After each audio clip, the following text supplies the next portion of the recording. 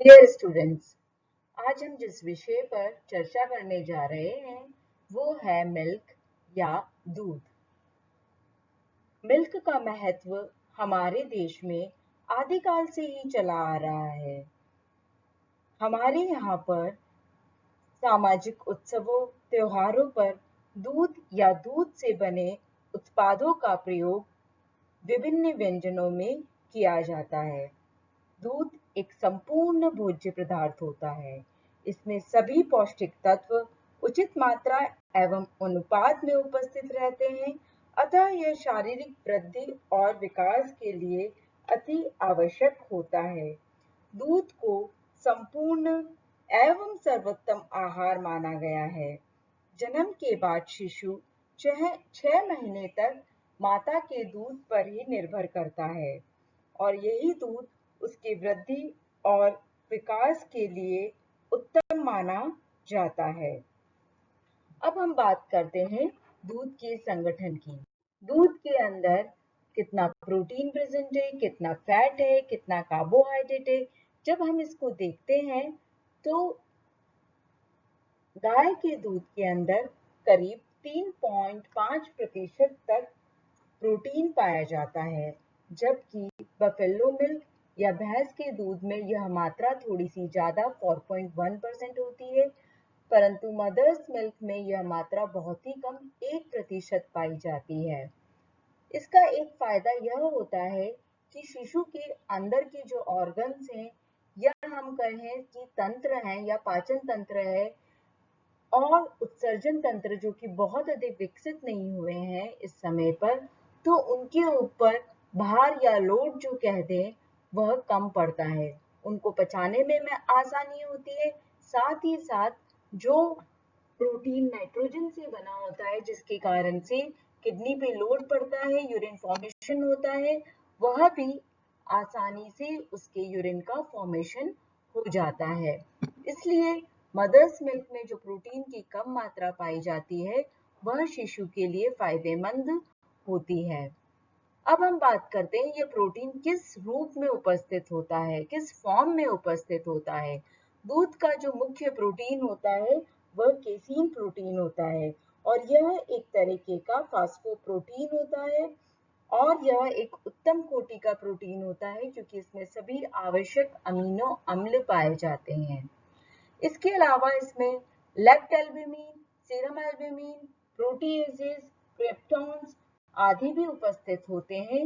यह प्रोटीन जो है ये सभी जल में घुलनशील होते हैं, परंतु केसीन जो प्रोटीन होता है यह जल में अघुलनशील प्रोटीन होता है। इसीलिए जब दूध को हम पनीर में या छेना में परिवर्तित करते हैं, दूध को गर्म करके जब उसमें एसिड डाला जाता है, भले वह नींबू का रस हो या सिट्रिक एसिड हो, तो वो फट जाता है। ऊपर जो ठोस पदार्थ बच जाता है जिसे छान के अलग किया जाता है, उसमें यह अघुलनशील प्रोटीन केसीन के रूप में उपस्थित होता है और उसका जो पानी अलग होता है जिसे कि वी वाटर भी कहा जाता है, उसके अंदर घुलनशील protein lactalbumin, serum albumin present होते हैं। इसी कारण से पनीर का पानी बहुत ही फायदेमंद होता है और इसे हमें सब्जी बनाने के रूप में या शक्कर मिला के पीने के काम में लेना चाहिए। केसीन जो प्रोटीन होता है ये दूध में टोटल 2.5% तक पाया जाता है। प्रोटीन की जो बायोलॉजिकल वैल्यू है, जैविक मूल्य जो होता है जो कि दूध में पाया जाता है, यह बहुत अधिक होता है। 90% इसका बायोलॉजिकल वैल्यू होती है। अब हम बात करते हैं फैट की या वसा की। वसा जो है दूध के अंदर 3.5 से लेके 7% तक पाई जाती है। यह इस बात पे निर्भर करता है कि यह दूध हमें किस जाति से, किस प्रजाति से प्राप्त हो रहा है, वह जो जानवर है वो कौन सा फूड खा रहा है। गाय के दूध से हमें जो फैट प्राप्त होता है वो करीब 3.5% तक ही होता है, परंतु भैंस के दूध में जो फैट होता है वो 7% तक होता है। मदर्स मिल्क में जनरली जो फैट की मात्रा होती है वो 3.4 से 3.5% यानी गाय के दूध के समान ही पाई जाती है, परंतु मदर्स मिल्क में जो फैट है वो पाइसीकृत रूप में या एमल्सिफाइड फॉर्म में ज्यादा होता है, यानी बहुत बारीक बारीक बारीक टुकड़ों के रूप में होता है, और इस कारण से शिशु को पचाने में आसानी होती है। मतलब मात्रा बराबर है परंतु छोटा रूप होने के कारण से शिशु आसानी से पचा लेता है।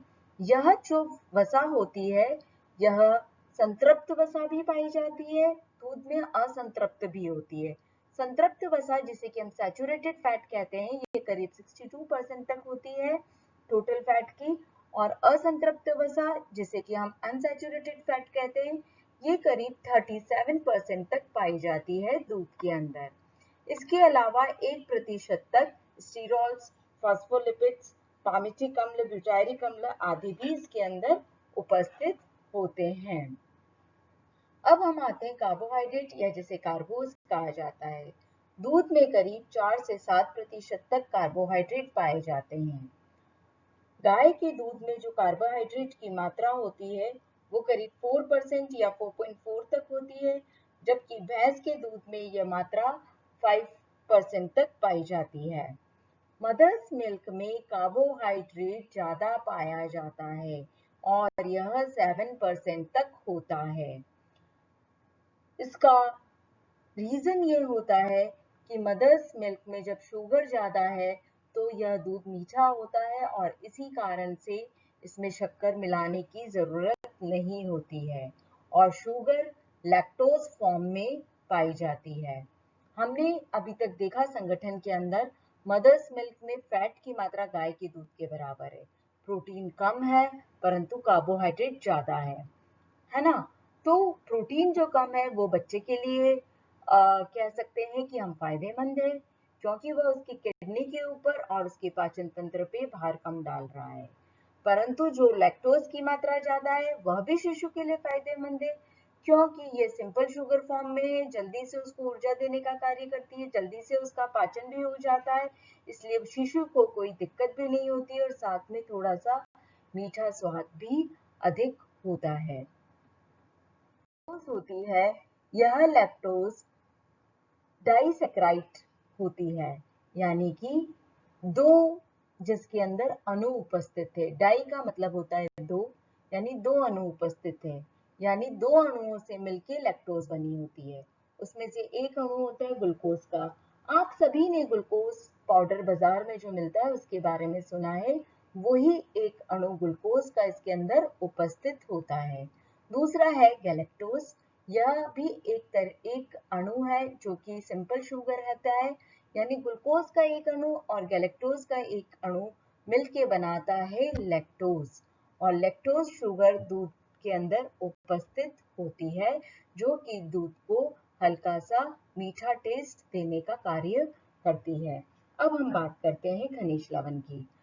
मिनरल्स जो है दूध के अंदर कैल्शियम और फास्फोरस पाए जाते हैं, जो कि हमारे शरीर की वृद्धि विकास, स्पेशली हमारी बोन्स व दांतों के निर्माण व विकास में सहायक होते हैं। यह जनरली कैल्शियम फास्फेट के रूप में पाए जाते हैं। इसके अलावा भी दूध में कई दूसरे खनिज लवण भी पाए जाते हैं, जैसे कि पोटेशियम क्लोराइड, मैग्नीशियम आदि भी इसके अंदर उपस्थित होते हैं। अब हम आते हैं विटामिन पे। दूध विटामिन ए व बी समूह के विटामिन, जिसमें कि thiamine, riboflavin, niacin, vitamin B12, folic acid आते हैं, इन सभी के अच्छे स्रोत होते हैं। अब हम बात करते हैं इन पोषक तत्वों से मिलने वाली ऊर्जा के बारे में।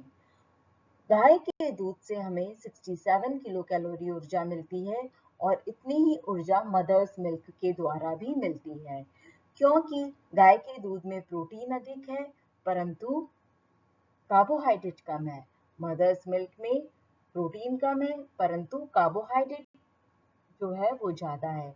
और हम पहले पढ़ चुके हैं 1 ग्राम प्रोटीन भी 4 किलो कैलोरी एनर्जी देता है और 1 ग्राम कार्बोहाइड्रेट भी हमें 4 किलो कैलोरी एनर्जी देता है, यानी कि इसकी जो कम मात्रा है और एक दूसरे की जो ज्यादा मात्रा है वो एनर्जी को कंपनसेट कर देती है, क्योंकि दोनों में वसा की सेम मात्रा उपस्थित होती है। परंतु बफेलो मिल्क में जो वसा की ज्यादा मात्रा है, इस कारण से इसका ऊर्जा मूल्य भी ज्यादा है और यह करीब 117 किलो कैलोरी एनर्जी देने का कार्य करता है। कभी बच्चा अगर मदर्स मिल्क नहीं ले पा रहा है, वो परिस्थिति कुछ भी हो सकती है, उस कंडीशन में हम काउज मिल्क प्रेफर करते हैं, पर वो भी डाइल्यूट फॉर्म में या यूं कहते हैं कि पानी मिलाकर दिया जाता है। अब हम बात करते हैं दूध में उपस्थित एंजाइम्स के बारे में। दूध में कई सारे एंजाइम्स उपस्थित होते हैं, जैसे कि lactase, protease, lipase, amylase, catalase पर ऑक्सीडेज एंजाइम। अभी हमने बात की थी दूध के संगठन के ऊपर कि दूध में किस पोषक तत्व की कितनी मात्रा पाई जाती है। अब हम बात करेंगे दूध के प्रकार की कि दूध किस किस रूप में बाजार में मिलता है, क्योंकि हमें तो जो दूध देने आता है वह गाय का दूध देता है या भैंस का दूध देता है या बकरी का दूध मिलता है ना। परंतु बाजार में जो पैक्ड मिल्क आ रहा है वो कई सारे फॉर्म में आता है और आप सबने देखा भी होगा कि उन थैलियों के ऊपर कुछ कुछ वर्ड्स लिखे हुए होते हैं। अब आप लोग ध्यान से देखिएगा कि उस पे एग्जैक्टली क्या लिखा हुआ है। जब आप इस चीज को पढ़ेंगे तो आपको ये चीजें क्लियर हो जाएगी। तो सबसे पहले हम बात करते हैं टाइप्स ऑफ मिल्क में। फर्स्ट, स्कीम्ड मिल्क, या इसे हिंदी में हम कहते हैं वसा रहित दूध। जब थैली पे स्किम्ड मिल्क लिखा हुआ है या वसा रहित दूध जो है, उसका मतलब होता है इसके अंदर वसा की मात्रा नहीं पाई जाती है। इसमें केवल 0.05% से लेकर 1% तक ही वसा होती है, क्योंकि इसके अंदर से वसा को मशीनों के द्वारा हटा दिया जाता है, यानी इसकी क्रीम को हटा दिया जाता है और ऐसे दूध को स्किम्ड मिल्क कहा जाता है। पैकेट पे स्पेशली लिखा हुआ होता है कि यह स्किम मिल्क है। जो हार्ट पेशेंट वगैरह होते हैं वो इसी दूध को लाते हैं और कंज्यूम करते हैं और इसी से दही भी जमाते हैं और उसे स्किम कर्ड कहा जाता है या दही कहा जाता है। दूसरा है टोन्ड मिल्क। वसा रहित दूध को गाय या भैंस के संपूर्ण दूध के साथ मिलाकर टोन्ड दूध तैयार किया जाता है। इसमें वसा की मात्रा करीब 3% होती है, परंतु वसा के अलावा जो अन्य सॉलिड या ठोस पदार्थ की जो मात्रा है वो 8.5% होती है और सॉलिड नॉट फैट इसे इंग्लिश में कहा जाता है। थैली के ऊपर SNF, सॉलिड नॉट फैट लिखा हुआ होता है, जो कि 8.5% होता है।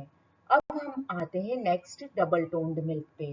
डबल टोन मिल्क में फैट की मात्रा टोन्ड मिल्क की आधी होती है, यानी गाय या भैंस के ताजे दूध में वसा रहित दूध को मिलाया जाता है और उसकी जो वसा है उसको निश्चित मात्रा तक रखा जाता है, जो कि 1.5% ही रखी जाती है। इसमें भी SNF जो है वो 8.5% होता है। नेक्स्ट है फील्ड मिल्क। फील्ड मिल्क जो होता है वो वनस्पति तेल, जल व जो दूध का पाउडर होता है इसको आपस में मिला के तैयार किया जाता है। इसमें कई बार विटामिन ए को ऊपर से मिलाया जाता है। इसमें वसा की मात्रा 3.5% रखी जाती है और SNF अन्य दूध के समान ही 8.5% तक होता है। नेक्स्ट है whole milk powder. Milk powder आपने सुना होगा बच्चों की दूध पाउडर के फॉर्म में मिल रहा है बाजार में, है ना, जिसे आप मिठाइयाँ बनाने में, आइसक्रीम बनाने में, कई सारी अन्य चीजें बनाने में काम में लेते हैं। क्योंकि इस दूध में से सारा मॉइस्चर को उड़ा दिया जाता है और दूध जो है पाउडर के अंदर कन्वर्ट हो जाता है, इसलिए इसे हम संपूर्ण दूध पाउडर कहते हैं। इसके लिए मशीनों का प्रयोग किया जाता है और ये जो मशीनें होती है इसमें 2-3 तरह की मशीन होती है, जैसे कि ड्रम द्वारा सुखाना भी आता है और स्प्रे द्वारा दूध को सुखाना भी आता है और उसको पाउडर में कन्वर्ट कर दिया जाता है, रूपांतरित कर दिया जाता है। इसमें प्रोटीन की मात्रा 26% तक होती है, वसा की मात्रा भी 26% होती है और जल कुछ परसेंटेज इसमें उपस्थित होता है। कहने का तात्पर्य यह है कि स्किम मिल्क पाउडर जो होता है, होल मिल्क पाउडर जो होता है उसमें वसा की मात्रा बहुत अधिक होती है। As compare to skim milk powder, जिसमें वसा की मात्रा केवल 0.5 to 1% तक ही पाई जाती है। अभी हम डिफरेंस आगे देखेंगे कि क्या और इन दोनों में आपस में डिफरेंस होता है। होल मिल्क पाउडर जो हम संपूर्ण दूध से बना रहे हैं, स्किम मिल्क पाउडर यानी कि हम स्किम मिल्क से बना रहे हैं। इसमें से हमने पहले से वसा को हटा दिया है, उस तरह के दूध को हम काम में ले रहे हैं, तो वसा है ही नहीं, तो इसका जो मिल्क पाउडर बनेगा दूध को सुखा के, तो उसमें भी फैट नहीं होगा, है ना। तो इसमें प्रोटीन तो होता है, परंतु जो फैट की मात्रा होती है वो ना के बराबर होती है। स्किम मिल्क पाउडर में प्रोटीन जो होता है वो होल मिल्क के कंपैरिजन में थोड़ा सा ज्यादा होता है। अब नेक्स्ट आते हैं हम होल मिल्क के ऊपर या संपूर्ण दूध के ऊपर। ये वो दूध है जो डायरेक्टली मार्केट में मिल रहा है, डायरेक्टली जानवर से निकाला और कंज्यूमर तक या ग्राहक तक पहुंच गया है, उसे हम संपूर्ण दूध कहते हैं। इसमें किसी भी प्रकार की मिलावट नहीं की है, आपने कोई भी चेंजेस नहीं किए हैं और इसमें सभी पौष्टिक तत्व आपके उपस्थित होते हैं और यही दूध बच्चों के लिए बहुत ही उपयोगी होता है। नेक्स्ट है कंडेंस्ड मिल्क या संघनित दूध। कंडेंस किसी भी चीज को मतलब करना यानी कि उसको गाढ़ा बनाना, है ना। यानी दूध में उपस्थित पानी को एक निश्चित मात्रा तक कम जब किया जाता है तो उसे वह दूध गाढ़ा हो जाता है। जैसे आप रबड़ी बनाने के लिए दूध को गाढ़ा करते हो, है ना, उसे कंडेंस्ड मिल्क कहते हैं। बाजार में आजकल कंडेंस्ड मिल्क मिल रहे हैं, अमूल के, नेस्ले के। तो इस कंडेंस मिल्क में घर के जो गाढ़ा किए हुए दूध से यह फर्क होता है कि इसमें 40% तक शुगर को ऐड कर दिया जाता है, इसलिए जब आप इससे मिठाई वगैरह बनाते तो आपको एक्स्ट्रा अमाउंट में शुगर ऐड नहीं करनी पड़ती है। और यह दूध बहुत अधिक मीठा होता है और यह टीन टू पैक में या टीन के जो डिब्बे होते हैं टीन से बने हुए उस डिब्बों में बाजार में मिलता है। कंडेंस मिल्क के साथ ही हम एक और मिल्क की बात करते हैं जिसे इवेपोरेटेड मिल्क कहते हैं। उन दोनों में यही डिफरेंस है कि इवेपोरेटेड दूध या वाष्पित दूध जो होता है उसमें से आपने मॉइस्चर को तो उड़ा दिया है, परंतु इसके अंदर शुगर को ऐड नहीं किया जाता है। एक तरह से जो दूध आप घर पे गाढ़ा कर रहे हैं वो इसी का उदाहरण होता है और इसे हम वाष्पित दूध कहते हैं। नेक्स्ट हम आते हैं इसके बाद स्टैंडर्डाइज्ड मिल्क पे। स्टैंडर्डाइज्ड या प्रमाणित दूध वह होता है जो कि गाय या भैंस के दूध से मिलाकर तैयार किया जाता है और इसमें वसा की मात्रा 4.5% निश्चित की जाती है। सॉलिड नॉट फैट जिसकी हम बार बार बात कर रहे हैं, एसएनएफ की जो मात्रा होती है वो अन्य दूध के समान ही 8.5% तक होती है। अब हम आते हैं फर्मेंटेड मिल्क पे या खमीरीकृत दूध पे। लैक्टिक जो अम्ल होता है या जीवाणु होता है इसके द्वारा खमीरीकृत करके जो दूध तैयार किया जाता है उसे फर्मेंटेड मिल्क कहा जाता है। जैसे आपका दही है, छाछ है, मट्ठा है, ये सारे आपके खमीरीकृत दूध के ही उदाहरण होते हैं। नेक्स्ट होता है स्टरलाइज्ड मिल्क। बाजार में जो दूध मिल रहे हैं वो सारे ही स्टरलाइज्ड होते हैं, यानी दूध को लंबे समय तक संरक्षित करा जाता है और इसके लिए विसंक्रमण करना जरूरी हो जाता है। जो पैक्ड थैली मिल्क अगर उसे विसंक्रमित नहीं करेंगे तो उसे लंबे समय तक आप संग्रहित करके नहीं रख पाएंगे और दूध सड़ जाएगा, खराब हो जाएगा।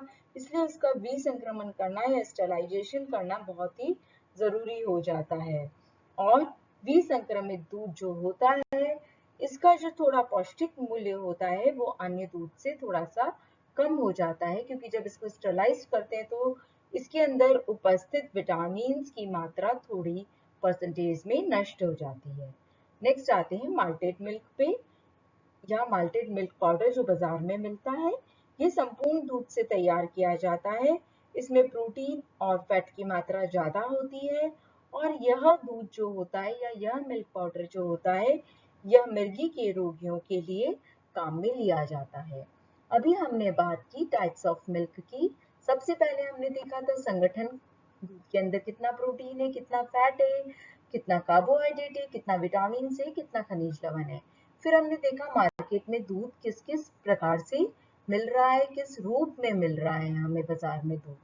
अब हम आते हैं इस दूध के ऊपर कौन सी प्रोसेसिंग करनी पड़ती है, क्योंकि दूध जब मार्केट में मिल्क बिक रहा है तो आपके पास आने में समय लगेगा। उससे पहले इसके ऊपर कुछ प्रक्रियाएं करनी जरूरी हो जाती है, नहीं तो यह दूध जल्दी खराब हो जाएगा, सड़ जाएगा। क्योंकि दूध आपको पता है एक नश्वर भोज्य पदार्थ होता है, यानी जल्दी खराब होने वाला भोज्य पदार्थ होता है। इसलिए हमारे घर पे जैसे ही दूध आता है हम उसे गर्म कर देते हैं। पर मार्केट में जो पैक्ड मिल्क आ रहे हैं, भली वो थैली में है, बॉटल्स में है, टेट्रा पैक्स में है, उसके वो सारे ही दूध प्रोसेस्ड होते हैं, उनको पहले से ही गर्म किया जाता है।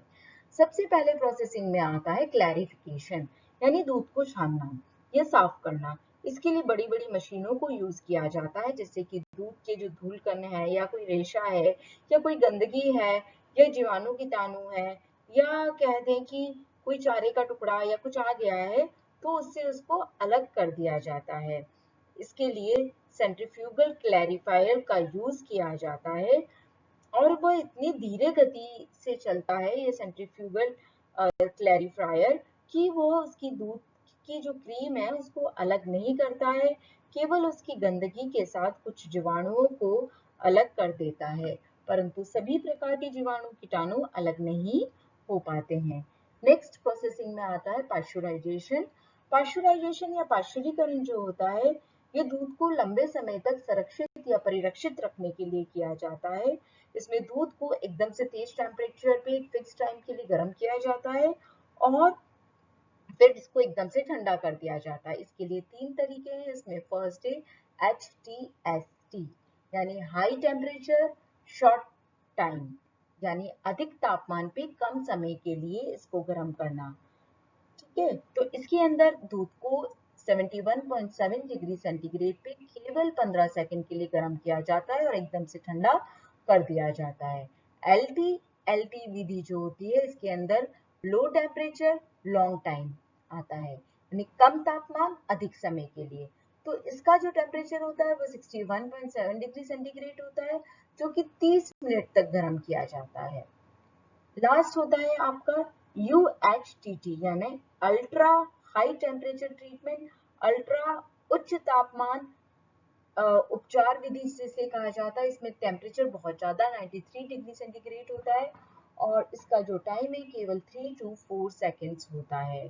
तो यह पाश्चराइजेशन की या पाश्चुरीकरण की विधियां हैं जिसके द्वारा दूध को हम अधिक लंबे समय तक संरक्षित कर सकते हैं। इसीलिए पैक्ड मिल्क जो होता है एक बार बॉईल किया हुआ होता है। लास्ट है होमोजेनाइजेशन, यानी समांगीकरण की विधि। इसमें दूध में उपस्थित जो वसा होती है उसको सड़ने से बचाने के लिए बारीक बारीक टुकड़ों में, मतलब अत्यंत ही छोटे छोटे कणों में विभक्त कर दिया जाता है और ये वसा के कण संपूर्ण दूध में आकर मिल जाते हैं, जिन्हें दूध से अलग करना पॉसिबल नहीं होता है और दूध को सड़ने से बचाया जा सकता है। यानी समांगीकरण एक ऐसी प्रक्रिया है जिसके द्वारा वसा के कणों को छोटे छोटे भागों में विभक्त कर दिया जाता है और मिल्क में ये समान रूप से वितरित हो जाते हैं और यह दूध को खराब होने से बचाता है। इसके साथ ही आज हमारा जो ये टॉपिक है दूध के ऊपर, यह समाप्त होता है। नेक्स्ट टॉपिक हमारा आएगा दूध के उत्पाद के ऊपर या मिल्क प्रोडक्ट्स से रिलेटेड, जिसके अंदर हम मिल्क से बनने वाले जो उत्पाद हैं जैसे कि दही, पनीर, चीज, बटर, घी आदि पर हम चर्चा करेंगे।